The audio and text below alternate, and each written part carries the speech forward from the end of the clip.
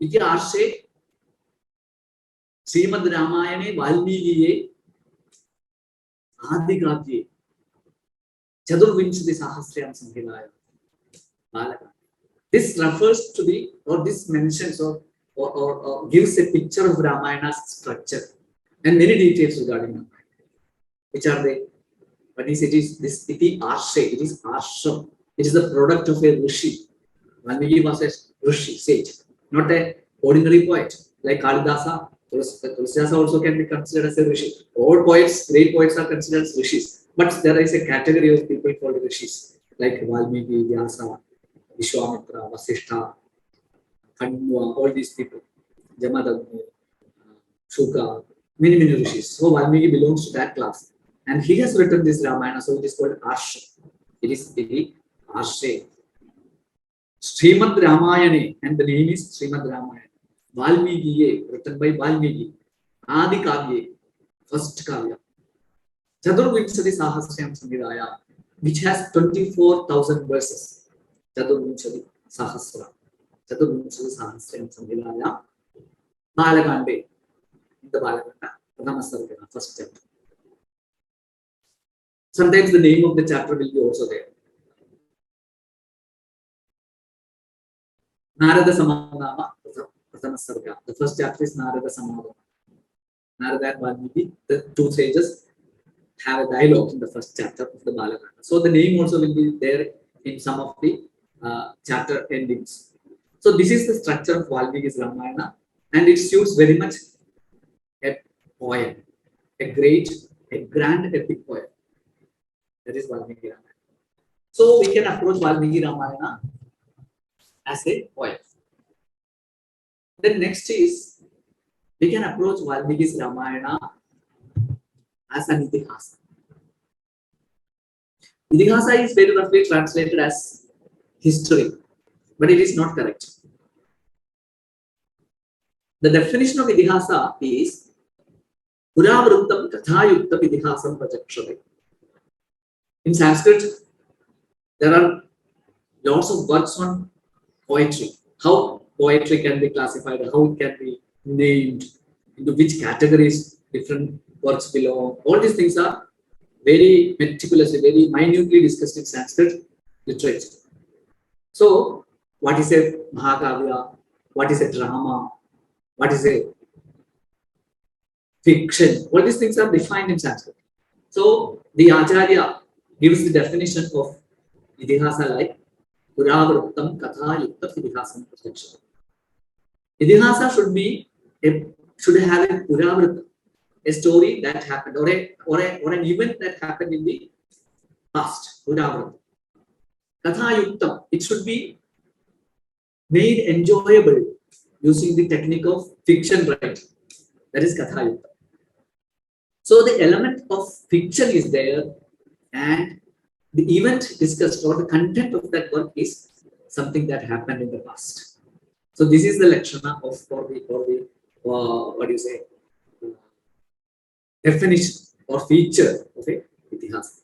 And you can find that Ramayana is an Itihasa. Rama was a person who lived on this earth, and the story that is mentioned or presented in Ramayanas, all types of Ramayanas, is a story which happened in the past.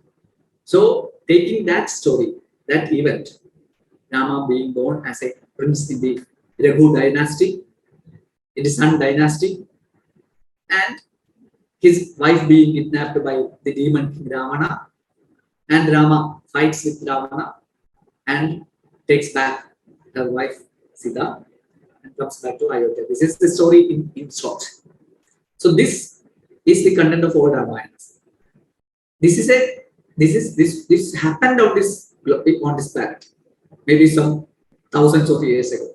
So this event is taken as the theme, and this Ramayana is written. All Ramayanas are written. So this means it is an Itihasa. It has an element of history in it, but stories or elements of fictions are also mixed with it, and this beautiful poem is created. So it is an Itihasa Kavya. So first we can approach it as a Kavya. then we can approach it as a itihasa. Then the third approach is as a scripture. So it can be approached as a scripture because Ramayana is the scripture of laymen. You go to North India and ask which is the scripture of Hindus. They will tell without second thought Ramayana. And the great philosopher Ramanuja, who is the propagator of Vishishtadvaita. There are 6 schools of philosophy in India. Advaita, Vishishtadvaita, Dvaita, all these 6 schools are there. And Ramanujacharya, who was the propagator of Vishishtadvaita, his followers accept Ramayana as one of their authentic texts, scriptures. Verses from Ramayana are quoted as authorities on religious matters, on matters related to spirituality and ethics and morals. For all these things, Ramayana is an authority for the Ramanuja school of thought. And for laymen, they will quote Ramayana everywhere. In Kerala, you will see people quoting from Edthachan's Malayalam Ramayana to authenticate any spiritual or moral teachings. For example, if one suffers the result of his own bad actions, we will often hear this verse from Ramayana of Malayalam. One who has done some misdeeds will have to reap the punishment. So he will quote from Edthachan's Ramayana to authenticate that spiritual principle or spiritual rule. So Ramayana for North Indians, it is like Veda. Hinduana, Veda Sam. It is said that Ramayana is equal to Veda for all Hindus in North India, the laymen. And Valmiki's Ramayana, as I mentioned, is taken, is elevated to the position of a scripture by Vishishtadvaitins. And Edthachan's Ramayana is an authority on religious matters, ethical, moral matters in Kerala. So you can find this in many of Indian states where Ramayana is elevated into the status of a scripture. So we can approach Ramayana as a poem, as a itihasa, and as a scripture also. Then when it is approached, we approach Ramayana as a scripture. Can it be substantiated with proofs? Yes. In Ramayana there is a verse.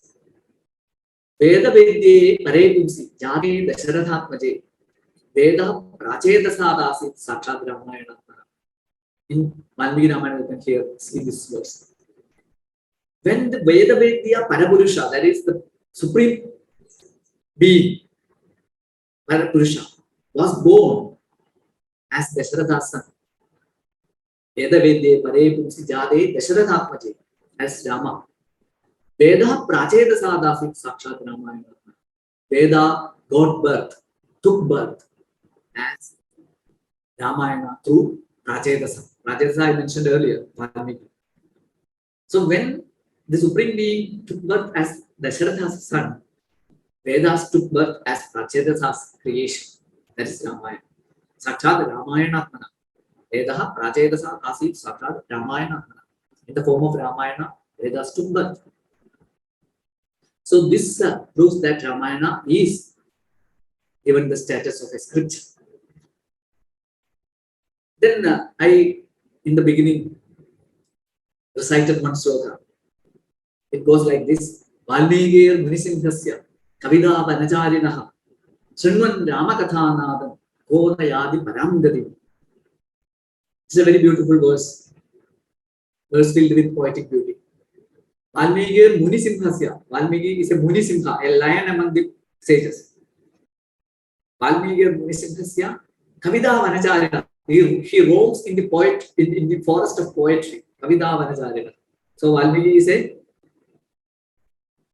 lion among poets, and he roams in the forest of poetry. Then Srinvan Ramakatha, and he roars. What is his roar? It is Ramakatha. And on hearing that Ramakatha Nadam, O Nayadi Paramgati, who will not attain to the supreme state? That means anyone who hears Ramakatha recited by Valmiki in the Ramayana attains to supreme state, Ramgati. So it is well accepted as a scripture, because scriptures are that which leads us to the supreme state, that is the liberation or realization, moksha. So hearing Ramayana, anyone can attain to the supreme state of moksha. That is what is mentioned in that story. So all these proves that Ramayana can be approached as a scripture. In Adhyatma Ramayana, when we come to other Ramayanas like Tulsidasa's Ramayana or Adhyatma Ramayana is mentioned, which is the Malayalam Ramayana. But actually, the Malayalam Ramayana is a translation of Sanskrit Adhyatma Ramayana. The Edutachan who I mentioned translated a Sanskrit Ramayana called Adhyatma Ramayana, which comes in Brahmanda Purana. So Ramayana is a part of Purana also. I mentioned about Kavya, Idihasa, and now scripture. And Adhyatma Ramayana comes as a part of Brahmanda Purana in Sanskrit. And Edutachan took that Brahmanda Purana, the part of Brahmanda Purana, and translated it into Malayalam. And he called it Adhyatma Ramayana Kilipata. So this Adhyatma Ramayana is there in English or in Sanskrit also. And in that Sanskrit Adhyatma Ramayana, there is a verse. Adhyatma Ramayana Meva Nityam Pathet Yadichet Bhavabandha Mukti. If one wants Bhavabandha Mukti, Yadichet Bhavabandha Mukti, liberation from the entanglement of the birth on this world, in this world, Bhavabandha Mukti. Bhava means taking birth in this world. And it is a mind, it's a bondage, Bhavabandha. It will be associated with all types of sorrows, fears, anxieties, etc. So this Bhavabandha, we have to liberate from this Bhavabandha. That is Bhavabandha Mukti. If we want Bhavabandha Mukti, Yadichet Bhavabandha Mukti, Adhyatma Ramayana Meva Nityam Pathet. Regularly read Adhyatma Ramayana. This is what the Sanskrit Adhyatma Ramayana says. So again, it is a scripture. Ramakatha is a scripture. Then Tulsidasa's Ramayana goes to another extent, and he says, Tulsidasa says, Kahahi sunahi anumodana karahi, te go pada iva bhavanidhi tarahi. Kahahi anumodana karahi. One who tells Ramayana, Kahahi sunahi, one who hears Ramayana, listens to Ramayana, anumodana karahi, even one who appreciates Ramayana. Just say, Ramayana is very good. The stories are really great. Just Anumodana, in Sanskrit and Indian languages, they have this word Anumodana. Appreciating or supporting. Even that will help us. Te go pada iva bhavanidhi tarahi. Bhavanidhi means the thing that I mentioned earlier, Bhavabandhana. The ocean that is this relative existence, birth and death. That is compared to an ocean, Bhavanidhi. And one can cross that Bhavanidhi like one crosses the water contained in the footprint of a cattle, of a cow, or a goat, or a buffalo. When the buffalo, or cow, or goat travels on the road, they will make small pits on the road, no? And there will be water in that pit. To cross that, does we have any effort to take? No. You can easily cross that pit of water filled pits. In that same way, if we hear, recite, or even appreciate Ramayana, one can cross over this samsara sagara, this ocean of birth and death, like one crosses a pit of water made by the footprint of a cat. So this is what Tulsidasa says. So all these support that Ramayana has the capacity to redeem us from this existence and the relative existence of birth and death. So these are the three approaches that we can take when we come to Ramayana. Now let us speak about what does Ramayana teaches us? As I told you, the message is, if it is a kavya, we can enjoy that kavya. That itself is the intent of Ramayana. If it is an idihasa, we can enjoy the stories. Then if it is a scripture, it can inspire us. It can make our lives more sublime. So what is the message of Ramayana? I will present you with 2 or 3 messages. One message, the messages are all centered on Rama, because Rama is the main character. I have not come to Rama till now, but I don't know whether I will be able to come to Rama. Because Ramayana itself, the introduction and if we travel on the borders of Ramayana itself, we will have many things to share. So the central character is Sri Rama. And what is the message that Sri Rama conveys us? There is a beautiful sloka in Sanskrit. Many things are conveyed by Rama's life, by Rama through his life. One is, I will recite that sloka. Vijetavya langa charana taraniya jalanidhi vipaksha paulastyaha yudhisahayascha kapayaha tatha yego ramaha sagalam avati rakshasagulam priyasiddhi sattve vasati mahata nomabagarane. The message is that, the last line, Kriyasiddhi sattve vasati mahata nomabagarane. Accomplishment of a task, Kriyasiddhi sattve vasati mahata. It resides in the will of a great person. For a great soul, accomplishment is in his will. With his will, he will accomplish anything. No bagarane. He doesn't resort to logistic support much. He does not need any support from others, from sophisticated, sophisticated instruments or advanced circumstances, very developed help. These are not necessary for a person who has the will. What is the proof? The proof is Rama. After Sita was kidnapped by Ravana, Rama has to bring her back. So he was in a forest. He didn't have the help of his kingdom, which is Ayodhya. There is a good army in Ayodhya. But he didn't resort to that army's help. What he did was, this is mentioned in this story. Vijetavya Lanka. He has to conquer Lanka. Lanka is the most advanced city of that time, the kingdom of that time. If we go through the description of Lanka in Ramayana, we will find that even Ayodhya was inferior to Lanka. Then the material advancements are considered. That you have to go through Ramayana, the description of Lanka. All the modern, we may call modern, facilities were there. All the natural powers were at Ravana's command. They said, the sun will give that much Ravana orders, Ravana wishes. Wind will blow with black speed and warmth or cold, like Ravana wishes. All these descriptions are there. Aircraft is described. All these things were there. Jedavya Lanka. And it was made of Sorna, it is said. Sornamayi Lanka. So that much physical, material wealth was there. The army was very sophisticated. All the warriors were equipped with divine weapons like Brahmastra, Indrastra. All these were there. So it is very difficult to conquer Lanka. Jedavya Lanka. Charana Karaniya Jalanidhi. And Lanka was protected by a big trench, which was the ocean itself. We have trenches now to protect cities. And the trench for Lanka was ocean. So he has to cross that ocean by foot. Charana Karaniya Jalanidhi. Vipakshana Paulastyaha. And who was his opponent? Paulastyaha. Ravana was the grandson of Pulastya Rishi. Pulastya is one of the Saptarishis, the 7 great sages.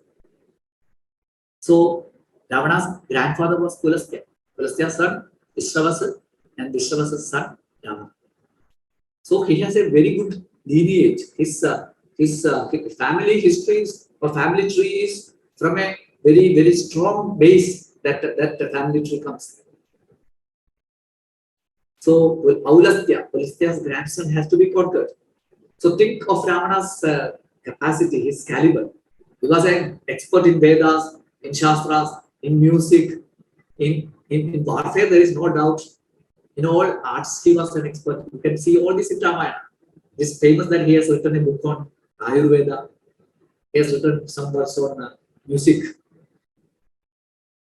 So all these capacities were in Rama. So Rama has to conquer that Paulastya. Vijayadavya alanka charana dharmiya jaganatihi vipakshaha Paulastyaha yudhi sahayascha kapayaha. And Rama has the help of kapayaha, monkeys only. And they fought with their nails and teeth, with rocks and trees. They didn't have any divine weapons with them. These monkeys, you can see in Ramayana, no monkey ever used a Brahmastra or a Agneyastra or a Nagastra. But from Ravana's side, these all weapons were coming. Nagastra, once he was Rama's army was attacked by Nagastra, then by Indrastra, then by Brahmastra. So all this comes from Ravana's side.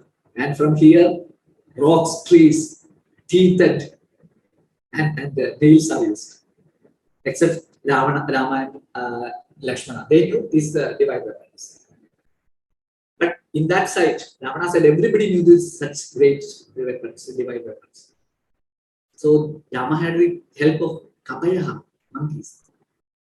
Tadapyego Rama Sakalam Avadhi Rakshasakulam. Still, Rama alone, with the help of these inferior assistants, Avadhi Sagalam Abhi Rakshasakulam. Tadapyego Rama Sagalam Avadhi Rakshasakulam. He eradicated the demon race. And he throned Vibhishana, who was Ravana's brother, who took to the path of righteousness. So the others were wiped off. Those who supported Ravana were wiped off, and Vibhishana was coronated as the demon. So how could Rama attain this? Because of Rama's tapas, Rama's character, Rama's will. So this is the message of Ramayana. And in Sita also you can see this. Many people ask why Ravana didn't touch Sita. Some people say it was because of Ravana's morality. Never. Some people say that Ravana had a curse that if he touches any woman without their permission, he will become. What do you say? His head will explode. Something like that. These stories are there. But he had done atrocities to many women before. That is not a reason. Then what was the reason? Ramayana, he said, when Hanuman sees Sita for the first time, Hanuman very categorically says, Rakshida Svena Tejasa. Sita protected her with her own tejas. Rakshida Svena Shilena. Sita protected her with her character. Many statements are there in Ramayana. But what I quoted may not be the exact. With her character, she had this power, and that was so what do you say? And so inconquerable that Ravana couldn't approach her. So this power of will or power within, it is called sattva. This power, the moral strength, the dharma bala, this was there with Rama's team. All of Rama's followers were rich in this strength, dharmic strength. So that was what led to Rama's success. So this is the message of Ramayana. And it is said by the great Acharya of Sanskrit poetry, poetics written by Acharya. He says, message of Ramayana is Ramadivat Vartitavya Nadu Ravanadivat. He was a great poet, author in Sanskrit literature. He had this. His name is Acharya. He says, essence of Ramayana is Ramadivat Vartitavya. You have to follow the path of Rama and his followers. Nadu Ravanadivat. You should not follow the path of Ravana and his followers. So this is one message of Ramayana. Then another message is the message of oneness. Amma repeatedly says that this whole world is a single entity. Or it is like the different rings of a chain. not like isolated islands. And in Ramayana, you can see there is a beautiful verse which compresses the message of Ramayana in another way. It's like this. Abandhanam tu gacchanda sodaropi vibhunjati. Yandi nyaya pravrittasya tiryakjobi sahaya. What is it? Abandhanam tu gacchanda. One who takes to the path of adharma. Abandhanam tu gacchanda sodaropi vibhunjati. Even his brother forsakes him. Like Vibhishana renounced the Ravana and took the side of Rama because Ravana was traveling the path of or journey in an unrighteous way. He was resorting to the unrighteous path. So if one resorts to the unrighteous path, even his brother will forsake him.